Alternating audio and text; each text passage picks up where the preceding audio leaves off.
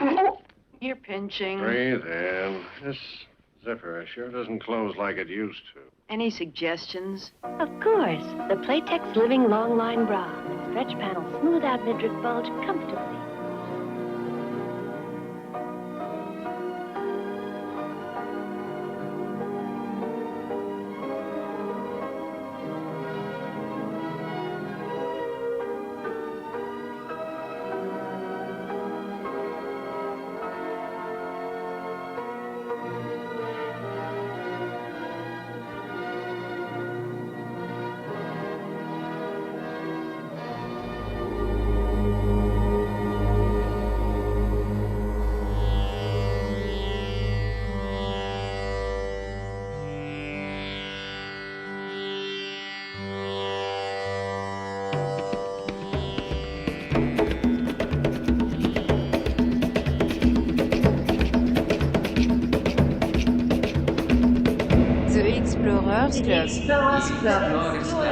The Explorers Club.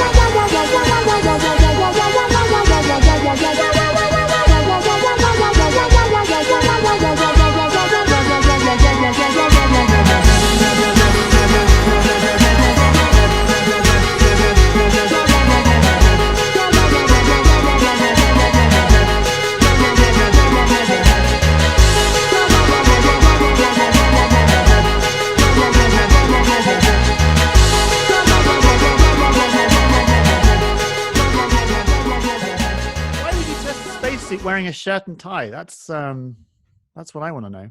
That's just old school, isn't it? I like that he got spanked. I thought the spanking was good. I like the sort of kink element to it. Yeah. In 1957 was quite fun. I think that's quite good. Yeah, there you go. That's my most used clip in all of my life. I think it's my favorite science clip ever. Great. Yeah. So me and Dallas have actually spoken quite a lot already about various hilarious things to do with spacesuit technology and the evolution of the spacesuit. And one of the sort of main questions is, why do you need a spacesuit, Dallas? What happens to you if you don't wear a spacesuit in space? Oh, well, bad things will happen. I wrote a little piece about it. Let me see if I can. I'll read it out, and then we'll get onto some nice space. But just as a sort of preamble, I'm just reading. This is actually my own book, and the thing is about writing a book is I don't have to remember things because I wrote it down in a book, so I can just read it. So what would happen if you weren't wearing a spacesuit? And this has happened, and we might go through some of these terrible incidents that have happened. Hypoxia, that's what would happen. Ebulism, anoxia, the list of bad things that will happen to you with exposure to the low pressure environments are well known to astronauts, flight surgeons, and enthusiastic children with a morbid curiosity the world over. Sadly, the eye-bulging demise of Arnold Schwarzenegger in Total Recall on the Martian surface embellishes a popular myth. You won't explode in the vacuum of space or in the low-pressure Martian surface. Your strong, stretchy skin and tissue will hold you all together. So if you found yourself thrown out of a spacecraft trying to hold your breath, if you think that might be a smart move, it will only rupture your lungs. The outlook is bad. Your death will be silent. There'll be no last words. In the vacuum, you've got about 10 seconds of consciousness to ponder the situation. Enough time to think a profound final thought. Something like, "It's all full of stars," would be all you'd have time for before the lights went out. And then in a minute or so, you'd be gently smothered by a silent universe of chaos and indifference. A very nice way. Thank you. Good night. I should have read that at the end. It's quite dramatic. I was saying to you before, I know like early explorers in the Arctic and places like that kind of went up mountains wearing Aran jumpers and just stood in boots, smoking pipes. Is there a space equivalent of that kind of? Yeah, there is a space equivalent. I mean, we're sort of jumping ahead to the end of the talk, but I'll do that, and then we'll. How do I share screen again? Hang on, this is. Oh, I hate all this. Share, and then I do that.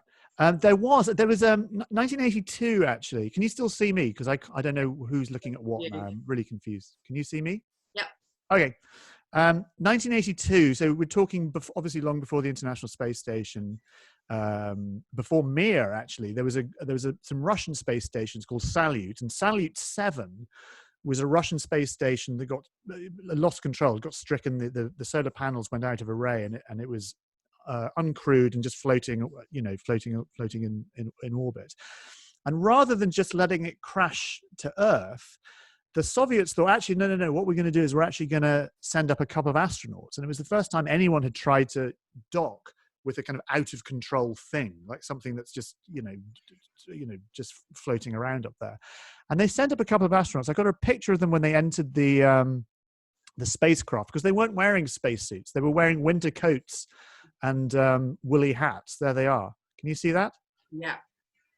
And I love that picture. There's something just like fabulously 1980s about these Soviet cosmonauts on this terrible space station. When they went in, it was all just covered in ice. It was they had no idea whether there was any air to breathe. They were made of hardy stuff in those days. Of course, this is before we had astronauts with Instagram and Twitter and what have you. It was real kind of Wild West. But this is my favorite form of spacesuit, is these winter coat. They're kind of wool-lined coats and wool hats. There you go. So that's a bit like your Aran jumpers and your very much like the Aran jumpers. Are they wearing woolly gloves? Yeah, I think they're wearing woolly gloves.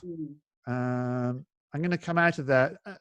I tell you what, I'm going to start a little bit at the beginning, actually, because the question that everyone's been asking is these spacesuits. Did you see these spacesuits? Yes, I did see those spacesuits. They look like, what do you think? Gucci, like they're designed by Gucci or something. And they're kind of bland looking. I think so as well. They were actually designed by a movie kind of costume designer, Jose Fernandez, who did Batman and what have you. I mean, these are the SpaceX spacesuits. So these two astronauts, Bob Behnken and Doug Hurley, they're test pilots who went on the SpaceX Dragon demonstration mission 2 recently to the International Space Station to test this new capsule. And these were the spacesuits they wore. And they're so different to anything else that's been worn before. And when Elon Musk was designing these, or thinking about these spacesuits, his primary kind of consideration was that they have to look badass. And I sort of look at them and I can see what he means. I don't think they look badass. They look a bit like bobsleigh kind of things. The word? They're a little bit tronish, aren't they? A bit tronish, but they're very much designed with a kind of movie maker's mentality. And in fact, Jose Fernandez designed the suits, and then they had to reverse engineer them in order to make them actually function. And if you imagine a spacesuit, the famous Apollo suits, we'll get onto that in a minute, but have got sort of ports and hoses all down the front and all this kind of stuff. They're really, really clean. And if you just look at the legs in that picture, there's only one port. So you've got a hose that attaches to the thigh and that connects to the spacecraft. But they are tailored. I mean, these are, Paco Rabanne, or you can see all the kind of the clean lines. It's a bit like, almost like they're wearing tuxedos. But that idea of spacesuits not just being functional, but also something that we can look to, something that we recognize, something that is part of our sort of culture and our heritage. And science fiction has really got a lot to answer for. So I just wanted to start with those spacesuits. I don't like them at all. I think they look really weird. But maybe other people like them. I think there's a thing of like astronauts being a kind of heroic, daredevil, sexy, young male figure as well. And now I guess like astronauts are more like your dad and lifelong astronauts and like later in their career type astronauts. That's really interesting, actually, because just during the SpaceX and the NASA commentary, they kept referring to both of them as dads in space. There is something quite daddish about them. But that idea of the spacesuit, it's always been an item of sort of heroes. You put on the spacesuit and it's like wearing a magical costume. It gives you superhuman strength. It extends you as a human being, and then suddenly you can explore the cosmos. I just want to just this is a photograph that lots of people will be familiar with. This is the original Mercury 7. So before we went to the moon, there was the Gemini project, and before that, Mercury project. And so this was the very, very first group of astronauts. And actually what they're wearing was exactly what we've just been talking about. You know, space at the time, people hadn't been into space yet. Well, Gagarin went up when did Gagarin go up? 61. So we got Al Shepard here. So Americans hadn't gone up. But this idea of the astronaut, this new breed of explorer, of superhero, which was promoted at the time by people like Walt Disney, Willy Ley, you know, suddenly in the late 50s, you know, we had this sort of techno future where everything was space aged and everyone was, you know, the Jetsons cartoons and cars with fins. And the spacesuit designers were like, you know what, we can't just send this new breed of explorer up into a sort of a dull green suit. So if you look, this is a picture that I took actually in the Smithsonian. And if you, of one of those silver Mercury suits, Project Mercury suits. If you look at the suit at the bottom, that is a Navy Mark IV pressure suit, which is a kind of olive, kind of brownish olive drab color. And that's what the Mercury suit is. It's just basically a Mark IV pressure suit that aviators were using. But they said, look, Jesus, we can't send astronauts up in space. We need something cool. And so they spray painted them silver. And it was 3M, actually, who make Post-it notes, were the company that devised this sort of aluminium powder that could be sprayed on. And actually, when you look at those suits now, they're all in the museum, all in the Smithsonian. We got one out. That's, God, I can't remember whose suit that one is. But anyway, all that silver paint is kind of flaking away now, and you can see the green underneath. So that's really the kind of the most iconic suit. I mean, at the time, this was a kind of press release photograph when they were making the suits, and the idea was, oh yes, we need this silver coating for thermal purposes to reflect this, you know, reflect the light. But of course, these astronauts never left the space capsule; they were just inside, so it was completely redundant. They didn't really need it for any practical purpose. They needed it for this. It was entirely modeled on that spacesuit by Buck Rogers. They wanted astronauts, you know, they wanted the public behind the idea of astronauts. And so, you know, the best thing to do was they understood that the importance of visuals, just like Elon Musk. And they were like, let's give them a silver spacesuit. So there you go. And of course, from there, the silver spacesuit filtered its way into the sort of popular culture. This is a very, very famous. I tell you what, if you find it, this particular copy of Harper's Bazaar, it's worth so much money. Really, really hard to come by. Richard Avedon, very famous photographer, did these pictures with Gene Shrimpton and what's that Beatle called? Paul McCartney. Ringo. No, Paul McCartney. He would have been rubbish in space. I'm joking. He would have been rubbish. But but you can see how that, you know, this piece of sort of flight hardware suddenly came from being a sort of Mark IV green pressure suit to this kind of astronaut, this new kind of hero. And suddenly it was all over the place. It became this great symbol of popular culture. And, you know, here we are, you know, I love that picture. Just a little picture down there on the bottom left of her sort of climbing out. She's wearing sort of her normal clothes, and that's her kind of returning to Earth, becoming a normal human. But then you put the spacesuit on and you become a superhuman. I think there was something as well about the kind of summer of love, and there being this new dimension to governments reaching out into space for peaceful missions rather than going and fighting people in wars, maybe. Well, yeah, I think so. I mean, I think, you know, well, the sort of beginning of the environmental movement, you know, you can beginning in the, I suppose, the mid 60s when we first, well, I suppose the Apollo 8 mission, which was the late 60s, when we first saw the Earth as a, can you still see me, by the way? I don't quite know how this thing. We can still see you. Oh, okay. You know, the Apollo 8 mission, when we first saw the Earth as a ball, I mean, that idea of seeing the Earth from space was really fundamental in the environmental movement. I think particularly these particular suits kind of slightly predate that. This was still about this kind of imagined techno future. This was all about America trying to get the scientific high ground over the Soviet Union at the time. I mean, just looking at that picture, the background behind her, you can see these sort of flying saucers. And of course, flying saucers came onto the scene in 1947. You know, the famous sort of flying saucer flap of oh, what's his name, who sort of saw flying saucers, but it's kind of captured the public imagination, and all that sort of science fiction and science after the Second World War, the beginning of the nuclear age and all this sort of all filtered into each other. And so we see this in the language of the clothes that astronauts were wearing at the time, and in the sort of iconography. It's brilliant.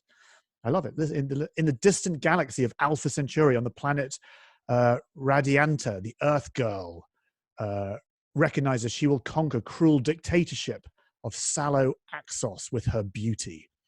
It is all about sort of action and adventure. My favorite story, actually, just very quickly about these suits.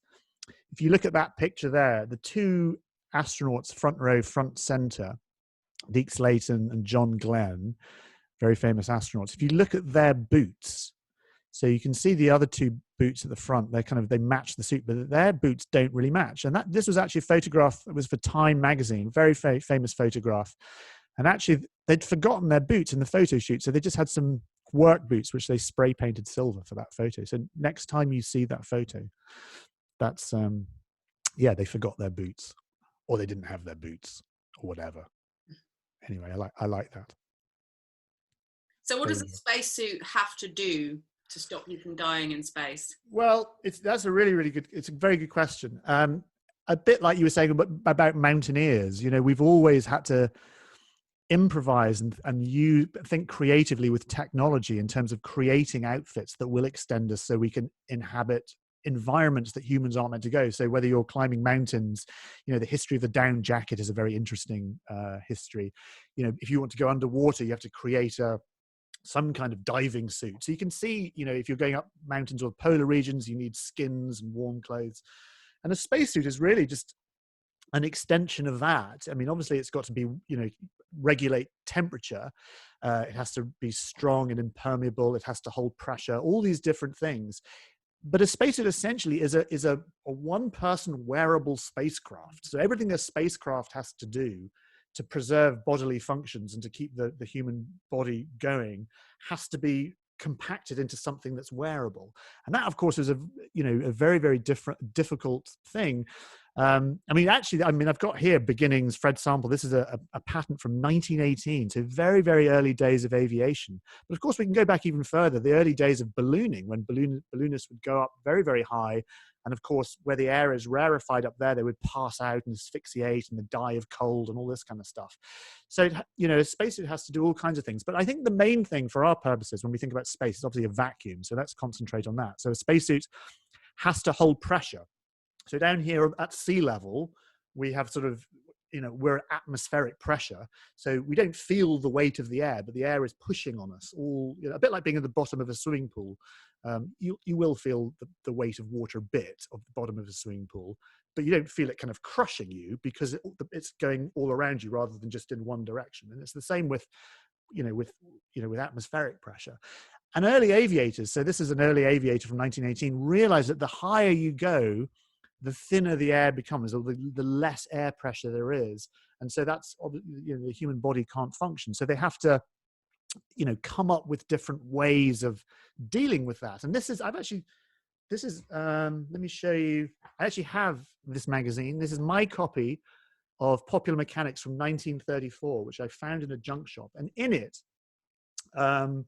I've taken pictures so you can read it, is this picture here. This picture is a really, really important picture in the story of the spacesuit. It says, Wiley Post seeks new record.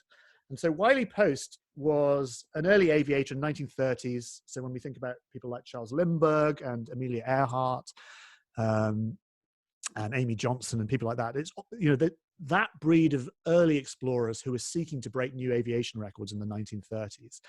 And of course, Wiley Post realized just at that time was the same time that we'd discovered the jet stream, this fast moving column of air. And he realized that if he could fly at that kind of altitude, then he could break all kinds of records. He'd fly much faster than anyone else. But of course, he knew that he couldn't function up there because his airplanes at that point weren't pressurized. So he got a guy called Russell Colley, who we see in that sort of picture, this guy standing there wearing a tie, to design him a suit that would hold pressure, basically a bicycle inner tube that you could inflate, and that's your pressure. and then you could go up in an airplane and you'd survive. And so this particular copy of Popular Mechanics from 1934 was really Wiley Post's reasoning, like how it would work, how he could build such a suit. And I'll just read you a bit. It says, "My idea is to employ a suit, something like a diver's outfit, which we mentioned, which the pilot can wear and which can be blown up with air or oxygen to the required pressure. Such a suit does not weigh much and is flexible enough to permit normal handling of the controls. For maintaining pressure about the pilot, I use two different methods. First, for flying to about 35,000 feet altitude, the suit is inflated with clean air from the engine supercharger, giving it a density about equal to that of 10,000 feet. Blah, blah, blah." So this is him trying to figure out how it would work. And this was the suit. This was the suit that he designed and built. So Russell Colley actually worked for the B.F. Goodrich company, who make car tires and still make car tires. And they are fundamental in the history of the spacesuit. Those silver spacesuits were also designed by the B.F. Goodrich company. And of course, B.F. Goodrich, they work with rubber. So, you know, they understand how rubber works, how you can make such a suit. But it's a crazy looking thing. But that suit, that really is spacesuit number one. It's the kind of grandfather of the spacesuit. And this is some photos I took. I made a program about it. So on the left, we've got, this is what he would have worn, basically kind of a cotton onesie for warmth and comfort. And then top of that, you've got this rubber pressure bladder, which is, you know, exactly what it is basically a bicycle inner tube shaped like a human, which you pump up. And then over the top of that, you have a big, heavy canvas suit, which kind of holds the whole suit together. That offers you the protection you need.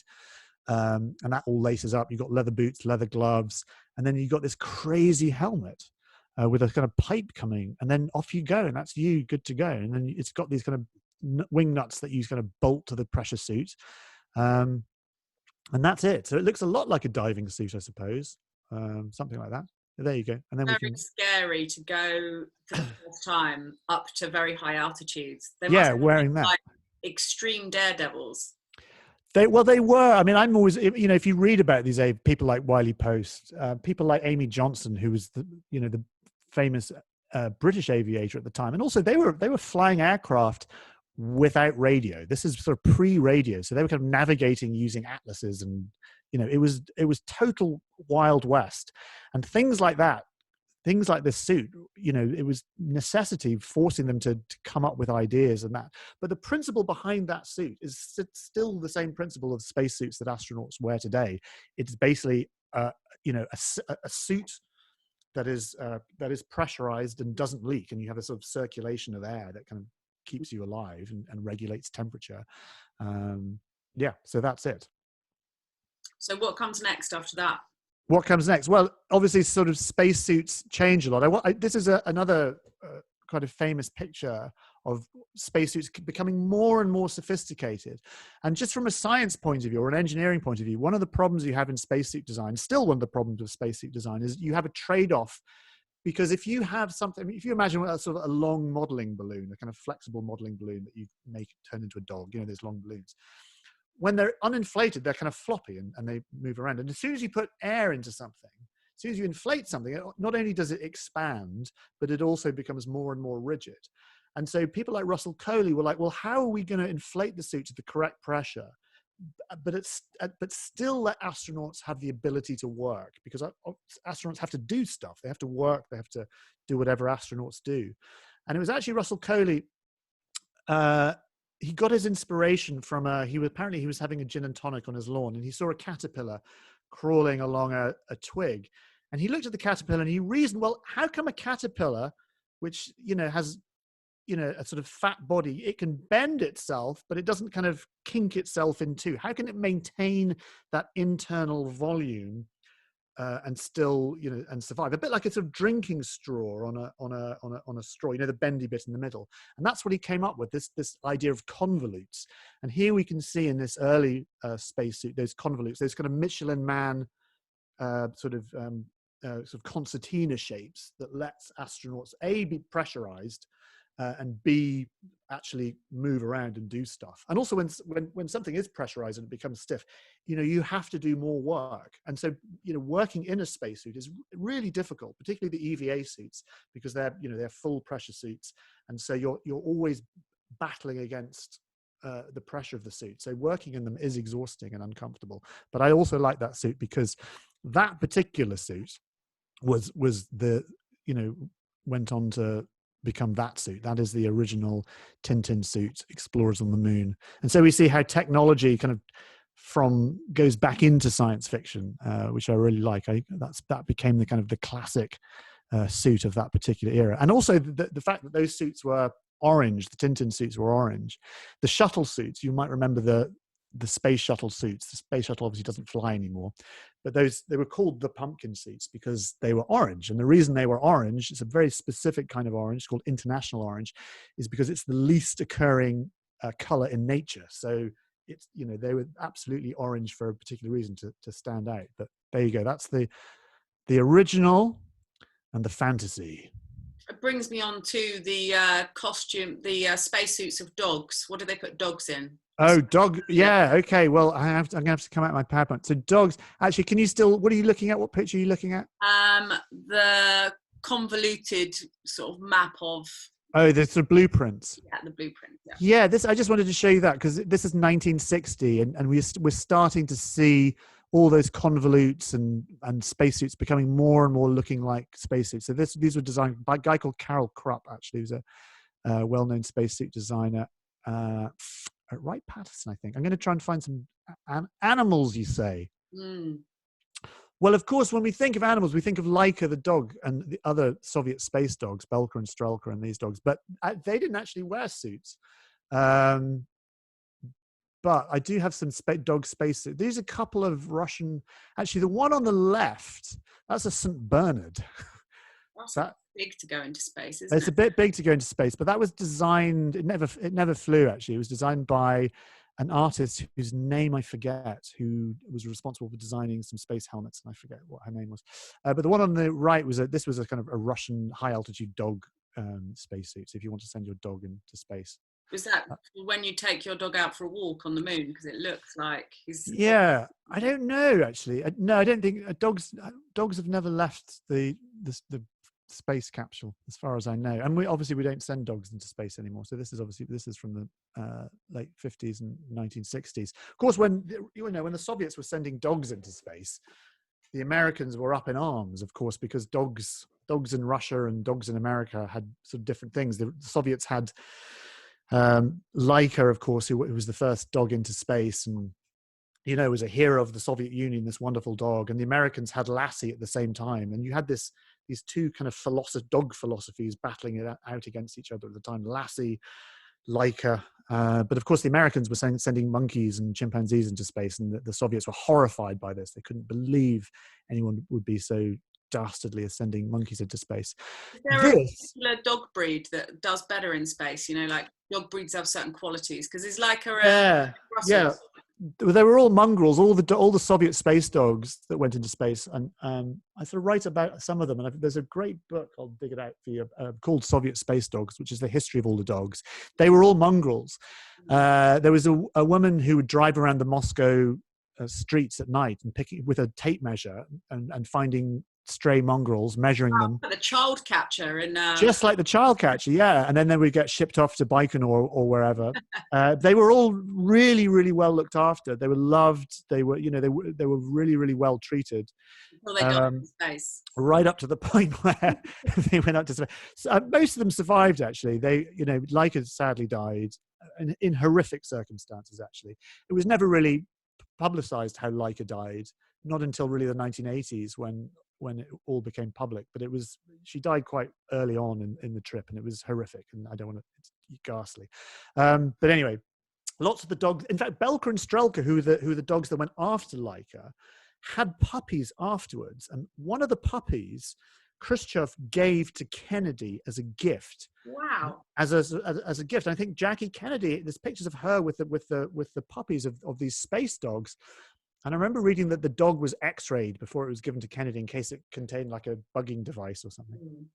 I can't remember where I read that. I read that somewhere. Anyways, but if you're a cat person, I just wanted to show you this. This is a cat spacesuit.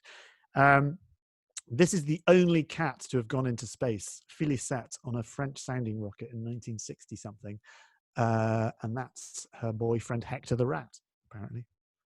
And cats weren't very good astronauts because they won't sit still or something. Well, exactly. You don't really want to send herding cats. Never really works. Did they not use male dogs as well? Did they only use female dogs? They did. How did you know that? Yeah, that's true. I think. Yeah, and purely for logistical purposes, because male dogs have to sort of lift their leg, or generally lift their leg to pee.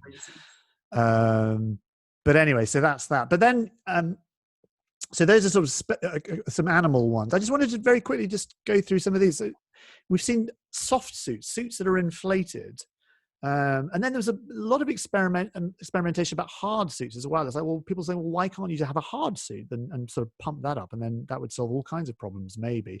And in fact, the suits that they use on the International Space Station now, if you look at them, they're half soft and half hard. So there's like a hard kind of torso bit, and then soft legs and soft arms. So it's a combination of two. Ninja Turtle type spacesuits. Very much like the Ninja Turtle. But just from a design point of view, I just wanted to share some of these. So this was a company, Litton Industries, who worked for NASA to design these suits. And I just love the engineering of them, these kind of stovepipe joints that let people sort of move around in it. I just think there's something really beautiful about these. And these are sort of suits that never get seen or thought about. And I just think, you know, I want one in my house. This is my total favorite one. This is again, I love the colors of it. I love the stovepipe joints. You can imagine how an astronaut might move around in that. But my favorite bit of it is, I'm just going to zoom into the stars and stripes. Just look how beautifully hand painted that stars and stripes is. It's like someone has gone with a really fine brush and just done that beautifully. I just think it's a really extraordinary looking object, you know, and a brilliant design solution for going into space. Anyway, we're not going to be sadly going into space wearing that suit, but would have been nice. Oh, this is a nice one. You'd like this one. Obviously, before we went to the moon, we were thinking not just about suits that astronauts would wear inside a spacecraft, like those silver Mercury suits and dog spacesuits. Well, what do you need to, you know, if you want to go and explore the surface of another planet? And this was, no one knew. We had no idea. If you think about Kennedy's famous speech and, you know, the Rice Stadium speech in 1961, we choose to go to the moon in this decade. You know, we're going to build a rocket made out of metal. We don't know what the metal is, and da-da-da-da. No one knew what a spacesuit would look like. No one knew what the surface of the moon was going to be like. And it was a great project. And this was one of the solutions that came up with. This was Republic Aviation moon suit 1966. There's a great line. I just want to read it to you. The suit's made of aluminium or aluminum, has a circular plastic window and nylon coated neoprene arms and legs. The tank strapped to the back supplies oxygen and contains a carbon dioxide absorbent. The controls are inside the cylinder, along with shelves of food for lengthy trips. I love that. It's a camping trip. It's like a proper tent. It's brilliant. It's like kind of larder stroke lighthouse situation. It is. It's such a great, there's all kinds of technical challenges with that. You can understand why that never worked, but I love the fact that it got built, so someone came up with it, and they thought, shit, we're going to need food. We need shelves. Adele asked a great question. Adele asked, in terms of design and practicality, do you know what the differences are going to be when we go to Mars? And thoughts about how a Mars spacesuit might differ from an ISS one or something? It's a really good question. So, okay, well, let's think about the ISS. The suits they wear. Well, first of all, I should establish there's two kinds of spacesuits. There's the suits that you wear for launch and re-entry. So, for something like the Soyuz spacecraft, there is what's known as the Sokol spacesuit, which is a bit like the ones of those SpaceX. Those quite sort of thin, flimsy ones, plugs into your spacecraft, and that's for emergency depressurization. So, for example, you're on an airplane. If your airplane depressurizes, the captain can descend and you'll be fine. You know, you're not going to be in danger. However, a spacecraft's going one way, and it ain't turning around. So you wear a spacecraft for launch, docking, and landing in case there is a depressurization. So that's one type of spacesuit. Then, of course, there's the big, bulky spacesuits that you wear if you're doing a spacewalk. You see them when they're leaving the International Space Station and they're tightening screws and changing batteries and that kind of stuff, or walking on the surface of the moon, or that kind of stuff. So that's what we call an EVA suit. So the ones on the International Space Station are called the EMU suits, EMU suits.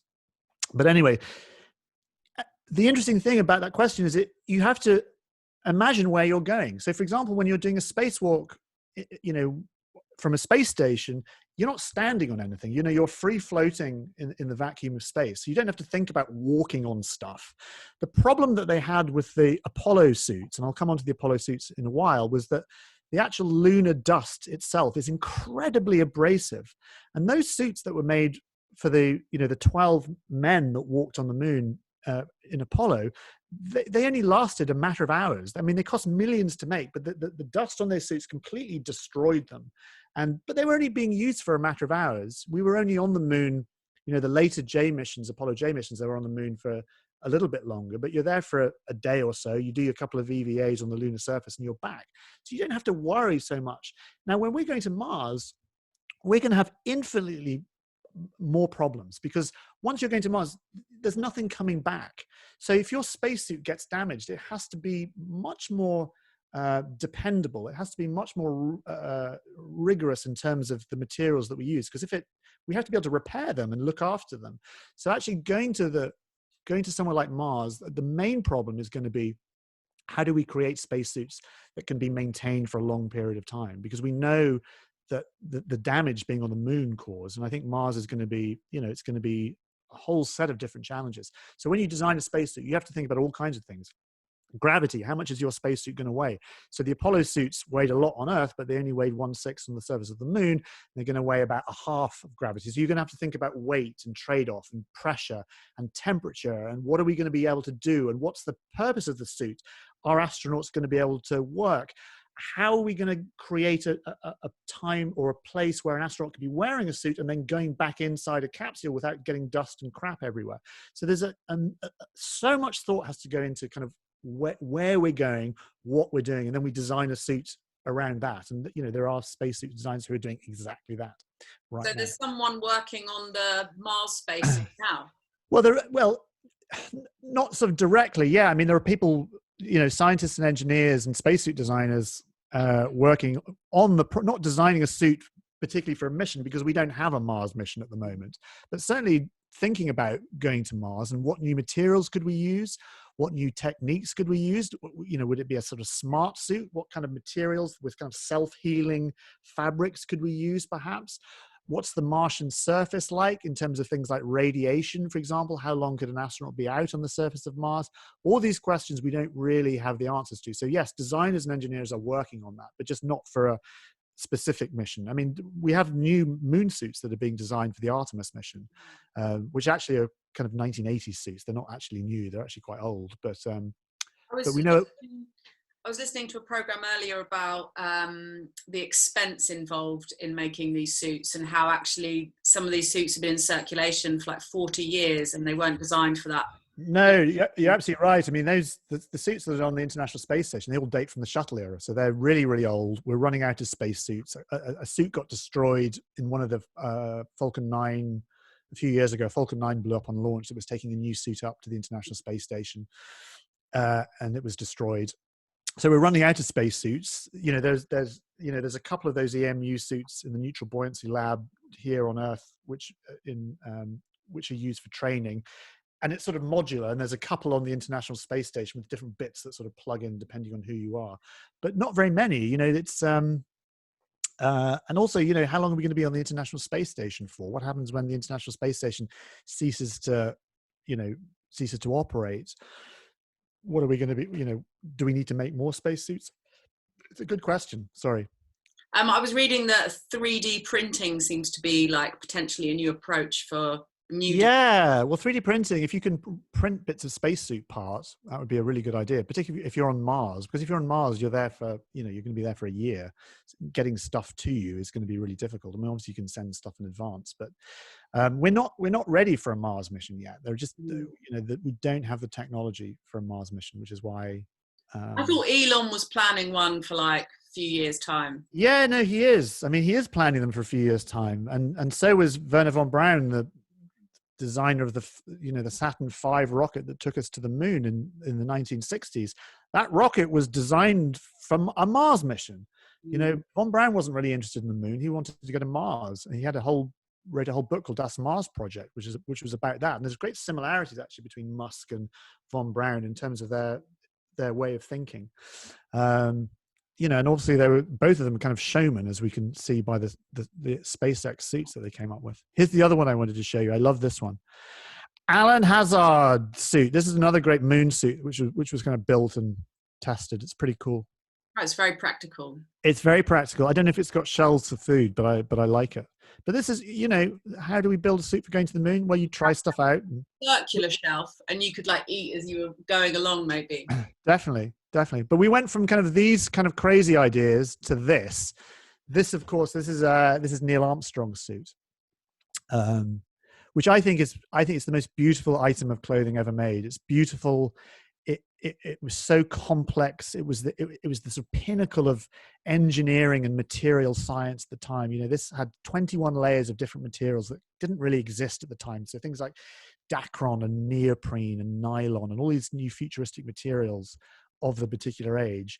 And it was designed by Playtex, who made bras and girdles. They were the company that made these suits. And of course, the reason why Playtex were chosen was because they were experts in making clothing that was functional and supportive, and also used mixed materials. So all kinds, if you think about a bra and boning and corsets and all this kind of stuff, metal and fabric and what have you. And so they were experts in expert seamstresses, and also it was about movement. Playtex was all about movement. It was about support, but also for women to be able to move and to function. And so all these kind of lovely Playtex adverts from the 1960s, all of this technology found its way, and the sort of couture of the sort of 1950s, the sort of fashion of the 1950s found its way into the sort of spacesuit design, into the military. This was the very first ILC Playtex suit, sort of test suit. And actually, particularly the one on the right is pretty much what the Apollo suits look like underneath the white, that white oversuit, which is made of beta cloth. And this is an A7L lunar moon suit that was designed. And you can see with the white beta cloth taken off how it works underneath. You can see that kind of cable that goes across the chest that stops the suit ballooning, those convolutes that we discussed in the arms that allow the suit to be pressurized, that amazing bubble helmet, which was designed by a company called Airlock in Connecticut, who is still going. Actually, they still make exactly the same helmets which are used on the International Space Station. And then, of course, you've got the kind of white over helmet, the visor assembly that goes across the top. But you can get a good sense of looking at that and thinking about Wiley Post's crazy suit. The principles, the materials have changed, but the principles are pretty much the same. These are some of them, just very quickly, these are some of the materials that went into that Apollo suit. Yeah. Vinyl tubing. So the heat was regulated by, you'd wear a sort of latex kind of onesie with vinyl tubing sewn in, and water was pumped through that tubing. So like a radiator, it would carry body heat away. So obviously you can't sweat in a spacesuit. So, that was a bit of technology that came from the Spitfire pilots, actually. It was British invention. I might have a picture of it. Yeah, so on the left, that was a Spitfire liquid cooling garment for Spitfire pilots. And then on the right is the Apollo liquid cooling garment. You can see that vinyl tubing that runs through to regulate temperature. It's really nice. My favorite bit of it, and you can just see there's a sort of cutaway of the suit, so you can get a sense of how the A7L Apollo suit kind of works. Pencil pockets, just in whenever you need to make a quick note. Yeah, well, absolutely. That you've got a pencil pocket and a torch pocket as well. Which were actually really, really important. And there's a P pocket as well. There's down on the leg where it says urine collection device. That's what UCD stands for. UCD and biomedical access flap. That's where you pee. So you have a so to pee on it, nowadays you have what's called the maximum absorbency garment, which is basically a nappy, which the astronauts, if they're doing an EVA, wear. But the Apollo astronauts, they'd wear a kind of tube, like a condom, which would be on the old chap, and then there'd be a little bag down there, and then you could just let it out. There'd be a little valve. So that's how that works. And this is my favorite bit. So this is the glove, the over glove this is actually Neil Armstrong's over glove. And you mentioned pens, and actually what was sewn onto the glove was a to-do list. And each one of those lines of what they had to do. So it was kind of transfer, I can't quite read it, transfer cam. So transfer camera, TV thing, plant flag, every activity the astronauts had to do were written on the sleeve of their glove as a to-do list. Not written on, they were sort of typed on and sewn onto that white beta cloth, which is very sort of tough fabric. Interestingly, the gray of that glove, so you've got the white beta cloth, which is made out of a silica glass fiber weave, very, very tough.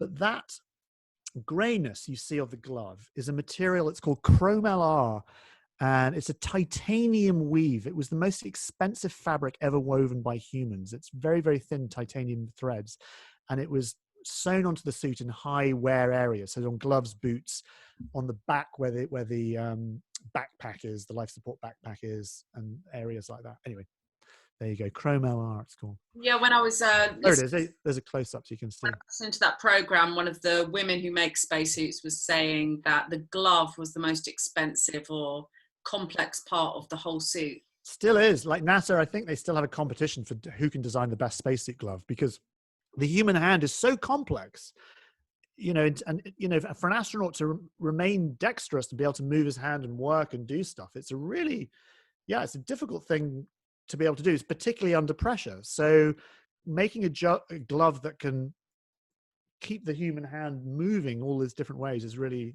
tough, and no one's quite got it right. As anyone will tell you. I mean, all the astronauts have their own bespoke gloves. All the suits are shared. You don't get your own. I mean, apart from the suits that you fly up to the space station, the Sokol suit that I mentioned, that is kind of bespoke. But the EVA suits aren't. Apart from the gloves, everyone has their own gloves. But I love that. I love this. I love the fact that there's you have a to-do list on your glove. In your spacesuit. Have I got a to-do list? No, because I don't have. I have an Apollo. I've got a replica of an Apollo suit, but I don't have the EVA gloves. I need to get my friend Ryan to make me some. I'm just reading it. Anyway, so there you go. So, and of course, those are the boots, the famous over boots, and you can see that amazing chrome LR, which sort of protected against the abrasion of the lunar surface. The abrasion is so because that dust hasn't ever been eroded, like dust is eroded on Earth by weathering, it's really, it'll just rip through everything. And of course you get that static buildup as well. So the dust all just stuck to the suits. And so it was very, very damaging. So there you go. That's the sole of a moon boot. So you can see in the footprint. And of course it went on to, the same sort of time in the 1970s, we all fell in love with moon boots. And it's exactly, there you go, a real moon boot, Technica moon boot. I just wanted to try and show you. What was I going to show you? I can't remember now. Oh yeah, a little bit of. Nellie said, "How can you use a pencil with those big, cumbersome gloves, or are they actually a bit more mobile than you might suppose?" Well, you wouldn't. Yeah, it's a good question. You wouldn't use a pencil when you're actually out on the surface of the moon wearing those gloves. So those over gloves, those big over gloves with the kind of gauntlet with the stuff written on, they would go over the top of an inner glove, the actual rubber gloves that actually held pressure. But the pencil was really, if you're in the suit, in the suiting up process, and you needed a pencil to check off stuff actually inside the lunar module, you would have a sort of pencil and a flashlight and everything. Didn't the Russians give their cosmonauts pencils, but then the Americans spent millions of pounds giving someone a pen that could write ink in the environment of space? Yeah, well, it's a popular myth. Actually, it's not quite a myth. There's some truth to it. So a guy called Paul Fisher designed a pen with a pressurized cartridge that we all buy in the gift shop for our space friends, space pens that write upside down and what have you. And the myth is, the Russians say, well, why don't you just use a pencil? And we understand what that means. It's this difference in philosophy of over design versus being frugal and common sense and what have you. But actually, you don't want to use a pencil in space because you don't want to get bits of pencil lead breaking and floating around. So actually, pencils are terrible things to use in space. And actually, the Russians also use pens. So I don't think pencils are generally used. Felt pens are the things that I think actually went into that pocket. So there you go. But I just wanted to show you a couple of pictures. These are so in Delaware, all the women who worked for Playtex, who worked on the production line making bras and boxing gloves and girdles, were all brought in because they were all expert seamstresses to sew these extraordinary suits. And this was some pictures I took of Buzz Aldrin's suit. And I just love, you don't normally get to see them close up, but I just wanted to show you this sort of close up because you get a real sense of the nap of the cloth and the stitching and the different materials and the printing and just the kind of cloth itself. And each one of those stitches would have been hand measured and absolutely precisely done. And I just think it's a really nice, and going even closer, actually, you can see those stitches. It's just you can see how the cloth works. And go even closer, actually. This is even closer. This is looking at the cloth through a microscope, so you can actually see how the lunar dust has destroyed the fibers of that beta cloth. So this is stuff that, talking about Mars suits and future space suits, all this information is really, really important. Looking at these old suits, understanding how these materials function in hostile places. We did some microscopy work. And actually, this is Gene Cernan. So this was Apollo 17, the very last Apollo mission. This is him on the way back to Earth. And you can see how filthy the suit is, just how absolutely covered in moon dust it was. But again, that suit, it only had to last for a few hours. And that was it. It was a one-shot suit, never going to be used again. So it didn't really matter that much. But I love that photo. It's kind of gnarly, like a long camping trip. It's a nice photo. I've got a picture of the nice women sewing. But how are we doing for time? I've totally lost track. We're okay. We're on 6:54. So okay. Do you want to see a nice bit of sewing? Yeah, let's see a nice bit of sewing. As for man, however, we're stuck with the original model. All we can do is add an outer layer of things he does not naturally have. Space medicine showed us where man is vulnerable, and we learned to compensate for most of the weaknesses with technology and careful workmanship.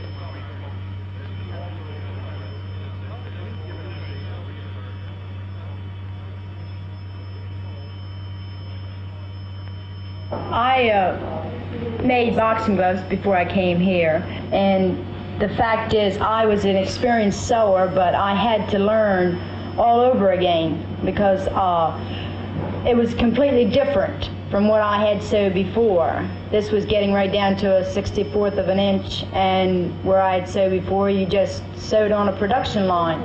And this here is quality more than quantity. Like, we always think our job is the hardest. Whatever we're doing, we got the hardest job. But when they say, well, go over there and maybe do so-and-so, well, you'll find out that job is harder than yours.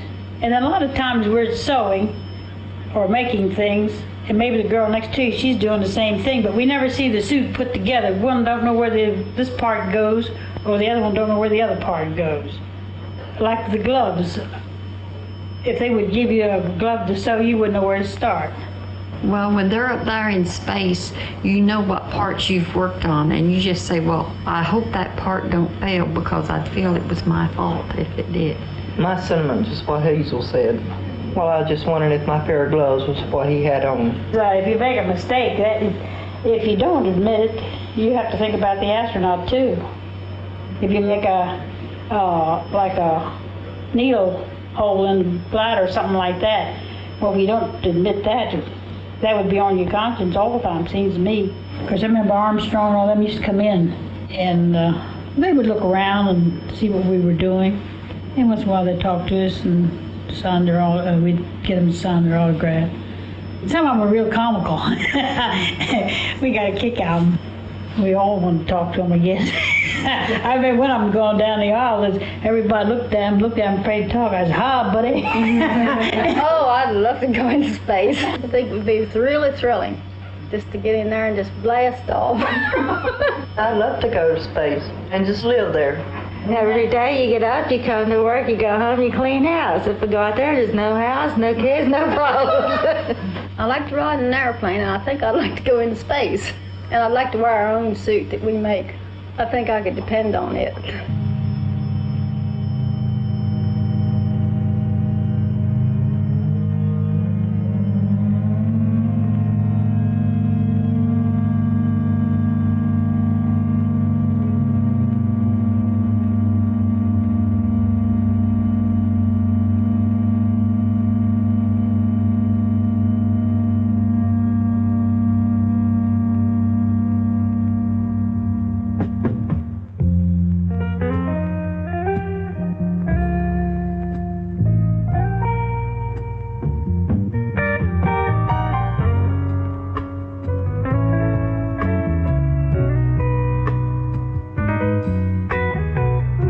After body electrodes have been attached to monitor heartbeat and breathing, the first items of clothing are the water-cool underwear and a urine collector.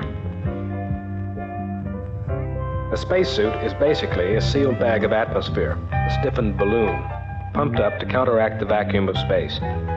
It might be called a one-man spaceship of the smallest possible dimensions. The pressure suit has to guard against extreme temperatures, hard radiation from the sun, and tiny meteorites. Yet, it must have the flexibility to allow man to function as he would in his natural Earth environment.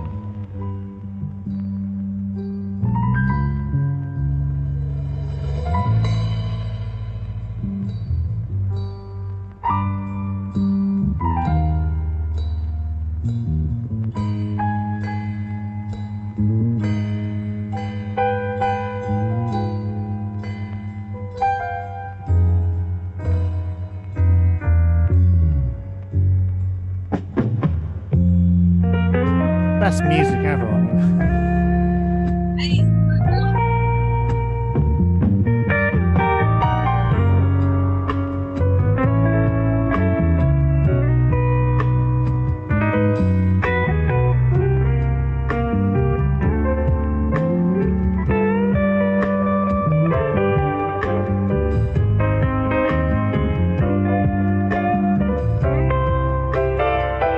I'll stop it there.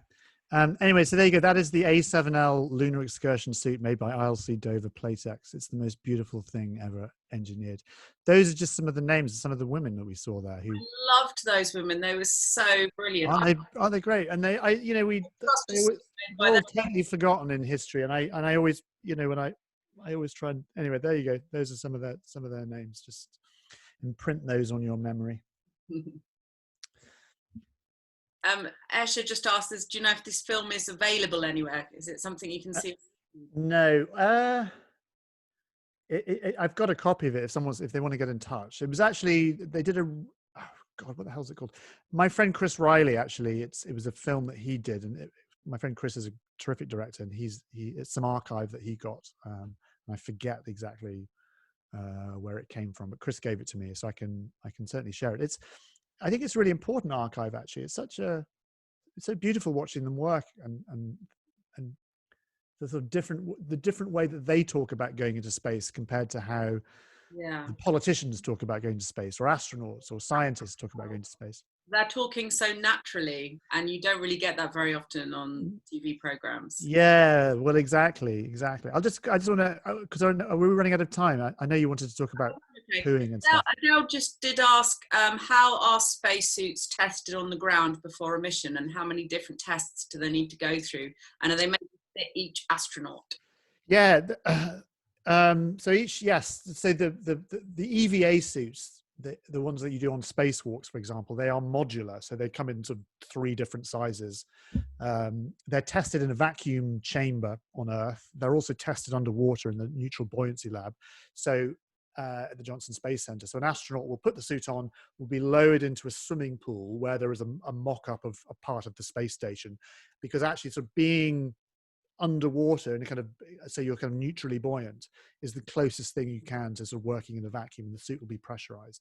But those suits aren't tested. So when they're actually up in the space station, those suits live up there the whole time. They don't come up and down. There are suits that live up there, and the astronauts have to use the suits that are there. And obviously, before any astronaut does an EVA, those suits are checked.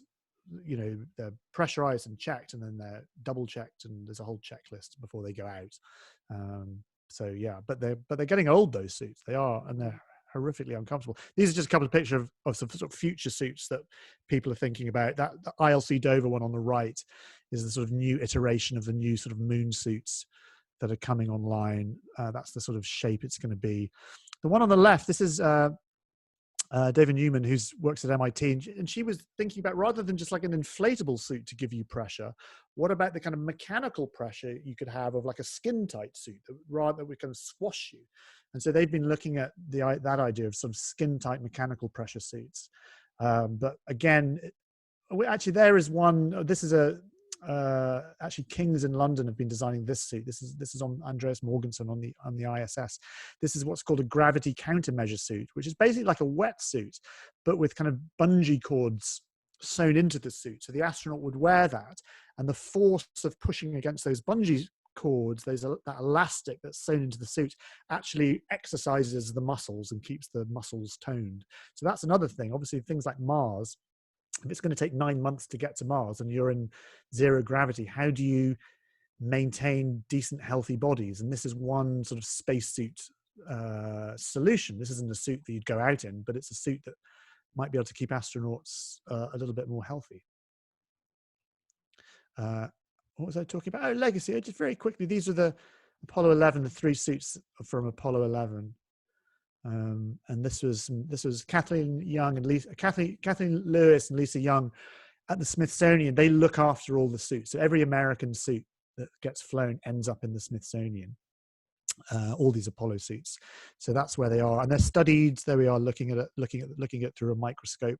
And of course, they're a massive part of our culture and part of our heritage. And so this was the Neil Armstrong suit was almost destroyed. It was in such bad condition, but there was a Kickstarter program to raise money.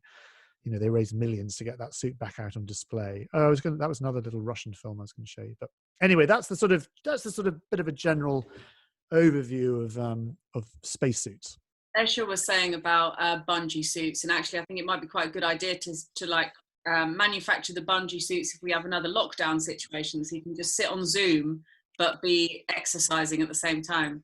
I think it's a great idea, and then we could just sort of become blobs, Zoom blobs. The Wally world is looking a little bit more likely, I think, in the future. I think so. Just very quickly, this picture here. This was Alexei Leonov, who was a Soviet cosmonaut who died last year, very sadly. I was lucky to meet once, and he's hilarious. But he was the very first person to do a spacewalk, very first person to actually leave the capsule and float in space. I just wanted to show you this bit of footage because it's so beautiful, and you can see his spacesuit, how it works. No one had tried anything like this. No one knew if the spacesuit was going to work or anything, but he did it, and it's just a lovely bit of footage. So here we go. Дорогу к ней продолжает осваивать человек. В Советском Союзе впервые в истории осуществлен выход человека из корабля в космическое пространство. Это подлинные документальные кадры. Они сняты 18 марта 1965 года автоматической кинокамерой, установленной на борту космического корабля «Восход-2». Пилотирует корабль Павел Беляев. Вышел из корабля Алексей Леонов. Человек в межпланетном пространстве. И он живет, работает, улыбается. Значит, люди смогут стыковать корабли, монтировать орбитальные станции, пересаживаться с ракеты на ракету, выходить из аварийных ситуаций. Смелый и важный шаг совершен по пути к Луне. И первыми совершили его советские люди. I love that. Don't you love that? Amazing seeing space filmed on old film, we were saying before. Like it just seems unreal. It's amazing. It is. And just there's a little postscript to that story. So Alexei Leonov, he left the spacecraft, as we saw just there, and had his moment floating around. But his spacesuit overinflated. And as I said, when something overinflates, it becomes bigger. And so his fingers left his gloves and his feet left it. So he suddenly couldn't grip because his fingers weren't in the finger holes of his gloves anymore. And so he couldn't get back inside the spacecraft. And so he had to, just using his, his wrists, somehow like manually deflate his spacesuit whilst he was in the vacuum of space. And he said, it was the only way he could get back in because he was too big to fit back in the door, like trying to get toothpaste back into the tube. And, he was going to die. And he said he could hear the hiss of the air just go into space, and he could feel the vacuum, the sort of fingers of death just slowly starting to sort of creep onto him. But eventually he got back in and then and survived, but almost didn't survive. It was the most hair-raising story of almost spacesuit disaster. In fact, we've met a lot of astronauts, and I think you're saying they are like cool as a cucumber. They are the kind of people you'd want in an emergency type situation. Yeah, well, when I was talking to Alexei Leonov, he said, well, actually, the problem really started after that. He said, when we came back to Earth, we did a ballistic re-entry, which meant we came in too steep, and we ended up in the Siberian wilderness for 2 days, and we got attacked by a bear. So not only did you almost die in space, but then you get attacked by a bear at the other end. It's awful. That's like Sandra Bullock in Gravity. That would have been a just like that, just like Sandra Bullock. There were no bears there. Actually, in the front cover of this is can you see that? That's Ed White, who was the first American to do a spacewalk, and he had all kinds of problems as well. You don't just go from nothing to fully functioning spacesuit. It was a long evolution, still is. There's not really a safe trial and error procedure, though, is there? I kind of think, those mountaineers that went up the mountain, they probably reached a point where they're like, oh, I feel a bit weak now, I'll go back down. But you can't really be going into space. It must. Well, that's it. That's why you've got to spend a lot of time doing it. That's why you have to. There's no shortcuts when you're making a spacesuit. It's got to work. All those suits were X-rayed before they went up to make sure there were no pins left in. In fact, I've got some X-rays, and there were pins left in. Dressmakers' pins were left in the suits by mistake. And anyway, my friend Ryan. This is Ryan Nagata, who makes replica spacesuits for movies. He did some of the suits for First Man. He's absolutely incredible. And he actually went to ILC Dover Playtex and got lots of their patterns and has made perfect replicas of these suits. Of course, all the patterns are lost. All the skills are lost. None of the people who made the suits are still alive. But he's done this amazing project of bringing those skills back to life, and so he'll knock you up a spacesuit. So here's one he did for his daughter, which I really like. Wow. Makes me really happy. And just finally, this is kind of every spacesuit. This is my kind of every spacesuit picture. Did you get your replica spacesuit off of him? Yeah, it's Ryan's. In fact, the one I have, and sadly it's in a box because I've got to ship it off to Spain because it's going to be in a movie. Oh, tell us about who it's going to be, who's going to wear it. Well, I don't know what the movie is, but Antonio Banderas is going to wear it, and I think he's too small to wear it. So I'm a bit worried. But yeah, Ryan will make you a spacesuit if you want, but they're bloody expensive. I got a special deal. I got a mate's rate. Do you know how much the Bob and Doug spacesuits cost? It's a good question, actually. It's a bit of a mystery. In fact, Kathleen Lewis, who you saw from the Smithsonian, she's the curator of the spacesuits at the Smithsonian. She was like, we really want to get our hands on one because we haven't really studied them. We don't quite know how they work. They're still SpaceX is still quite secretive about them. So no, I've no idea how much they're worth. I mean, the thing is, they're kind of priceless because, there's such kind of it's whatever somebody will pay for them. That's the thing. It's not just the cost in terms of materials. I mean, something like one of the Apollo suits, obviously you can't buy one of the Apollo suits, the originals, because they're in a museum, but they're priceless artifacts. I always think, a bit like, Tutankhamun's death mask. It's like, well, it's made of gold and it's an important artifact. We all recognize it. But I put sort of Neil Armstrong's spacesuit alongside that in terms of cultural significance, in terms of meaning, in terms of, we all, when we see that Neil Armstrong spacesuit, we know what it means. A whole decades of history and science is sort of wrapped up in that image. Oh, and so my other question was to remind myself to ask you about the shitting in condoms incident. Oh yeah, hang on. Let me just stop sharing my screen. Hang on. This is my favorite story. So again, in the days before the internet, when space stations were the Wild West, the Mir space station had an accident, which was the space station before the International Space Station. A Progress Soviet spacecraft supply ship crashed into one of the modules and it depressurized and they almost died, but they didn't. But they sealed off that particular capsule, but it happened to be the capsule that the toilet was in. Now, this is, if anyone's interested in the Mir story, it's the greatest story. This is the book you want. It's called Dragonfly. It's the craziest thing, but there was this one bit, and it's sort of done as a diary, and it was kind of Mike Foale, who's a British American astronaut, and Lazutkin, who's the Soviet, were there trying to save a bit like Salyut 7 that I mentioned earlier, trying to save the space station. June the 26th, 12:40 a.m. aboard Mir. By 1 o'clock, Foale's plan had allowed the crew to all but halt the station's slow roll. There was just one problem. The station's new orientation leaves the solar arrays outside Cavant 2, which is the module, out of the sunlight, which means there's no power in the module. The toilet is in Cavant 2, and it cannot work without power.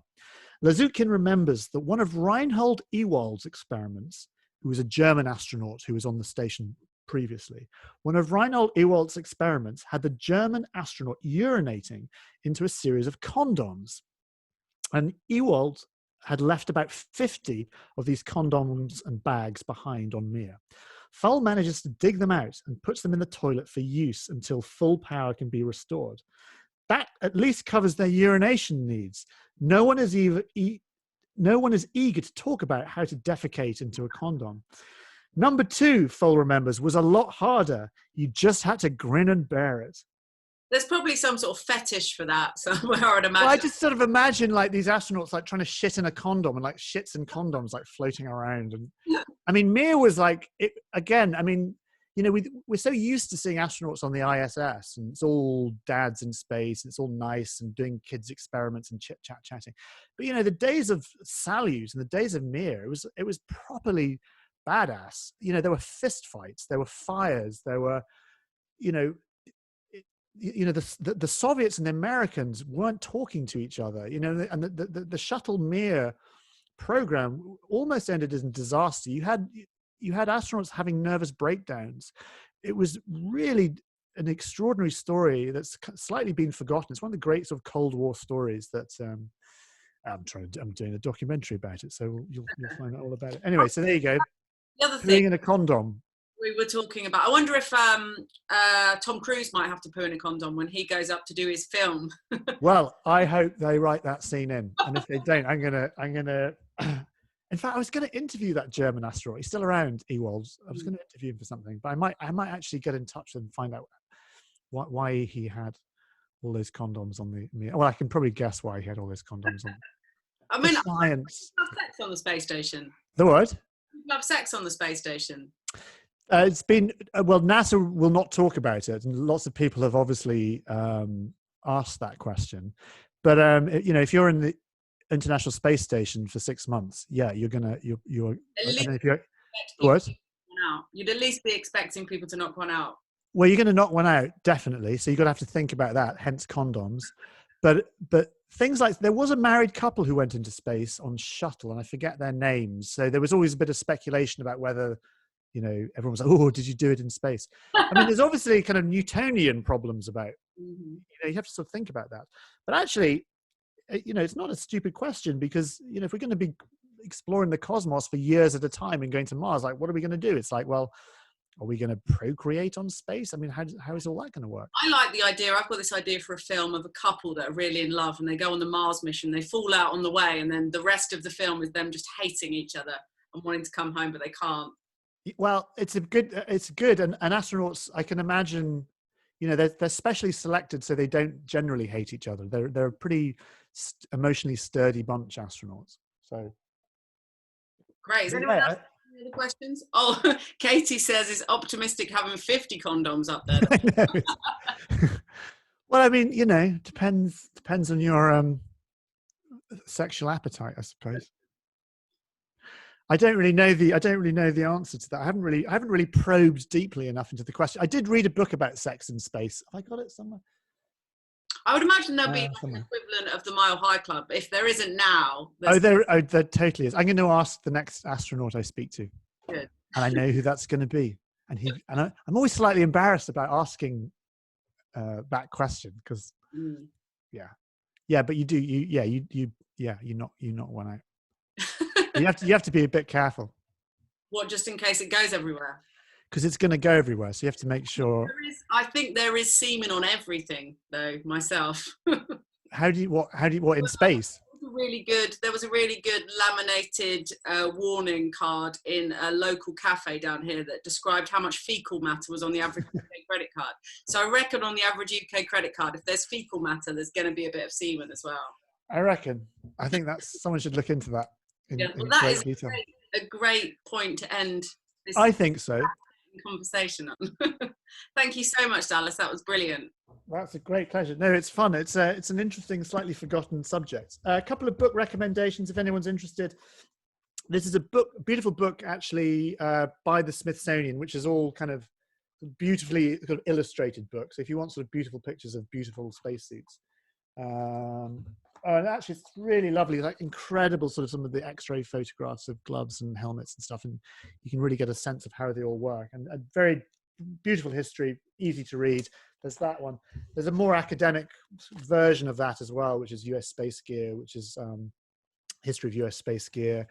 The best one for sort of cultural, if you're interested in the sort of cultural milieu of spacesuits, this one, it's called Spacesuit Fashioning Apollo. And it talks about, it's a big, thick book about the sort of language of fashion of the particular time and how it sort of segues into sort of military and spacesuits. And again, amazing, beautifully ridiculous illustrations. And this is kind of the only book you ever need, really. And then, of course, this little thing. I have a chapter which I wrote on spacesuit history as well. So there you go. Oh, and I made a film. I made a film. I was involved in the making of film on the history of the spacesuit. I was one of the producers of the film, which we did for the Smithsonian called Survival in the Sky, which is why I was at those photos I took at the Smithsonian were for this. Elon Musk came to you tomorrow and said, Dallas, we want you to design the next wave of spacesuits. What would be your perfect design? Well, I'm quite old school. Those Apollo A7Ls that they wore on the moon. Partly because of they have such cultural resonance. I like that. I'm not a great fan of I don't like them to be too sleek. I'm not a great fan of those SpaceX suits. I like a bit of aluminium and a bit of piping and a bit of stuff and, things, like that. I like, kind of crazy stuff and bits of things hanging off and strange shoulders and things. So, I like that. I like, but, form and function, form and aesthetics and function they have to work together. Spacesuits aren't just for keeping humans alive. They keep our imaginations alive as well. They mean something, spacesuits. It's about boldly going, and they have a long history in science fiction. You think about Jane Fonda and Barbarella and, Star Trek and all this. The spacesuit has a very particular place. So Elon Musk's right when he says spacesuits have to look badass. They do, because there is a language of them. Have you got any predictions for the Mars suit? Because I think they'll go for a different color scheme with Mars. Maybe red, or maybe whatever the opposite of red is to stand out against the green. Yeah, I don't know. Who knows? Sadly, we ain't going to Mars anytime soon. So I know. It's really annoying. Years. Maybe I reckon 2028. Well, I remember in the 1970s we were meant to be going to Mars. I remember in fact, I remember. Every so often books come out. This is Mars 1999, when we were definitely going to be on Mars by 1999. Oh, this is a good book actually. Hang on, just very quickly. This is a lovely book. This is by Edgar Martins, who's a photographer, and it's a book about spacesuits, and it's called The Rehearsal of Space and the Poetic Impossibility to Manage the Infinite. And if you like pictures of spacesuits, you are going to freak out. Oh, look at this. I forgot this even existed. It's the most beautiful space helmet. Oh, I love that. Oh, remind me to bring. Yeah. Anyway, so this is a great book. So you'll enjoy that. We were having our chat a while ago with Ray Stott. Remember, Ray was talking about the Mars plans, and he was saying that the plan for Mars is that we're going to be ice mining on Mars. So I guess we're going to need some factory outfits as well, or mining costumes. Yeah, you're going to need all kinds of things. And if you're what do you wear on board the spacecraft? Are we just going to be in sort of onesies? Are we going to be wearing those elastic suits? Yes, there's a lot of solar radiation on that trip, isn't there? So there's going to be like extra radiation. Yeah, I mean, there's a lot of radiation on the moon, but you're not on the moon for very long. Certainly for Apollo. But yeah, radiation is, Mars doesn't have a magnetic field. So, it's constantly bombarded. We're safe on Earth from sunlight, but for some nasty radiation gets deflected by the magnetic field, which Mars doesn't have and the moon doesn't have. So yeah, you actually have to, how long are you going to be outside for? Do you have to sort of suddenly duck into a cave if you're on Mars for a certain amount of time? If you're going to go, if you're going to go to Mars for a long time, you will get cancer. How do we sort of, protect better? These are the questions that designers and scientists are coming up with. Yeah, I look forward to the Mars mission. I think that will be. Yeah. We need something really intense to excite people these days. Well, that's the thing, but it's always difficult. I mean, everyone was dead against the Apollo missions. There was race riots in America at the time. You had Vietnam going on. It was a tough time politically in the late 1960s in America, and of course there were protests about Apollo. Everyone's saying, well, why are we spending billions going to the moon when there was the famous Whitey on the Moon song, and we always have that when anyone we do big expensive things, people say, well, why aren't we spending that down here on Earth and building hospitals and sorting out social care and everything else? So yeah, it's where there's a will, there's a way. Where there's no will, there's no way. So it's kind of up to us whether or not we go to Mars. Or Elon Musk, because he's got a lot of will. He's got a lot of will. Yeah, he definitely does. He definitely does. Okay, great. Well, Dallas, thank you so much for joining us this evening. Pleasure. And thank you to everyone else for coming along this evening. Yeah, I didn't meet anyone, but Katie I know. Who else do I know? Do I know anyone else? I can't. How do I see people? Do you not see anyone? I can. Yeah, but I haven't. I think my. Oh, there are. Oh, yeah. There's. Who do we have? We've got Aaron, who's got a picture of Alexei Leonov in his hand. Yeah. I'm from Mexico, but I live in Moscow, and I have this book. It's about the spacesuits. Yeah, there you go. Nice. Yeah. Yeah. I love that book. There is. Yeah, I know that book. There's another spacesuit book I keep meaning to get, but I keep forgetting. Oh, hi, Kelly. Kelly's there as well. Hi there.